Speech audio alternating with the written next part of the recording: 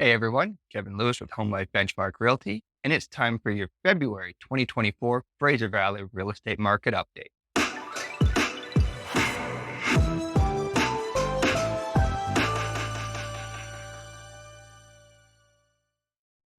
January 2024, much like January 2023, saw a notable shift in several key indicators. Sales, new listings, and to some extent prices all experienced increases for the first time in 6 months since rates were increased last summer. Now, while the increases in sales and price adjustments weren't particularly significant this month, the overall direction suggests a potential shift towards a more active market as we head into the spring season here. January 2024 saw 841 sales of all home types, marking a 15% increase month to month compared to December 2023 and a 54% increase compared to January 2023. However, despite these gains, we still experienced 7% fewer sales in January 2024 compared to the 10-year average for the month. New listings, on the other hand, saw a remarkable uptick, with 1,905 new listings recorded in January 2024. We saw a staggering 161% increase compared to December just last month, and a solid 32% rise compared to the previous year. However, the numbers do still fall short again in comparison to the 10-year average, also by 7%, just like total number of sales for January. While new listings did increase month to month, we do have to keep in account all of the homes that removed from the market that were not sold, either by way of the contract expiring or the seller just deciding not to sell at this current time. But we saw 1,218 homes be removed from the market just because of reasons other than sales. So despite the influx of new listings, the substantial number of homes being withdrawn and sold actually resulted in a 4% decrease in total active listing inventory compared to December 2023. However, it does remain 8% higher than we saw last year in January 2023, and only 3% lower than the 10-year average for total listings in the month of January. Now, in terms of market conditions, the data suggests that we're still in a seller's market. While the overall market indicates 23 out of every 100 homes available for purchase in January were sold, a breakdown by property type does show that detached homes are still technically in a balanced market, with only 17 out of 100 homes being sold.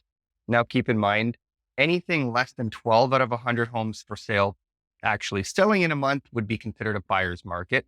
Anything from 12 to 20 would be considered a balanced market, and anything above 20 is a seller's market. Conversely, though, to the detached homes, condos and townhouses remained firmly within the seller's market territory, with 26% and 33% of homes selling respectively. Prices did technically decrease across the board, but the amount that they went down by was very insignificant, with detached homes decreasing by 0.4% and townhomes decreasing by 0.1%. Those drops are almost negligible, as well as condos increasing by 0.4%.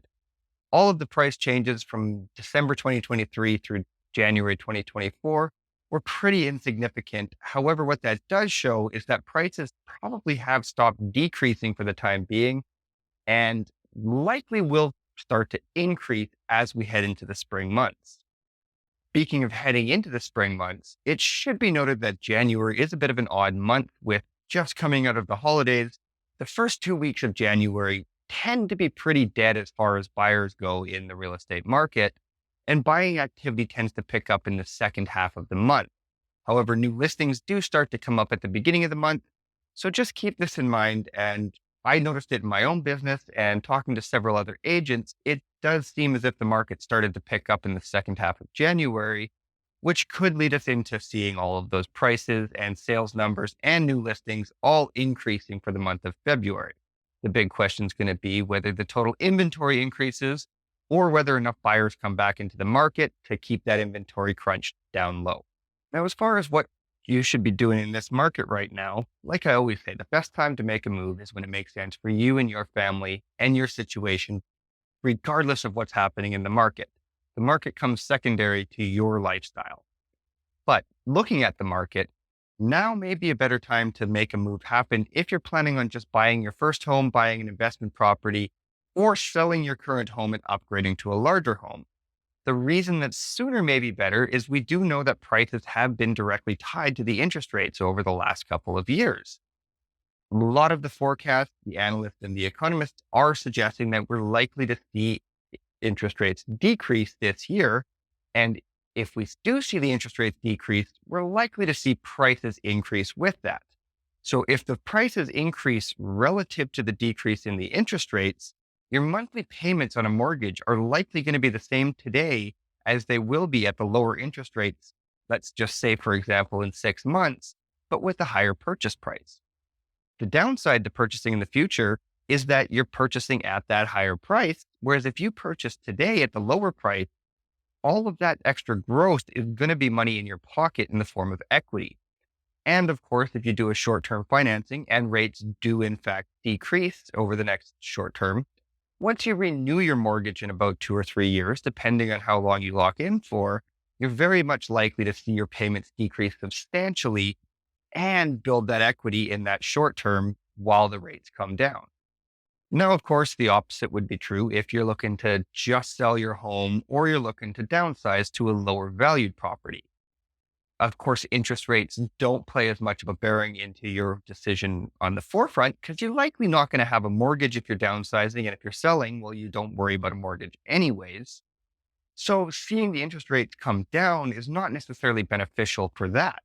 However, what it is beneficial, as we just talked about, if the interest rates do come down, we're most likely going to see prices increase. Of course, at the end of the day, you want to put money in your pocket, and the more money you can put in your pocket, the better. So let's just say, for example, that we do see interest rates start to decrease in 6 months. Again, I'm not making any estimates as to when this is happening or if in fact it is even happening.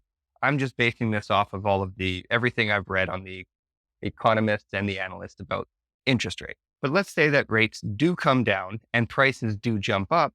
Today, you're going to sell at today's prices at the lower prices. However, if we do wait, let's just say, for example, those 6 months and the rates have gone down in that time, you're likely going to see the value of your home increase and put more money in your pocket at the time that you sell. As always, if you're thinking about making a move in the near future, don't hesitate to reach out sooner than later. We can start making a plan today, even if you're thinking of moving in a year or even 2 years.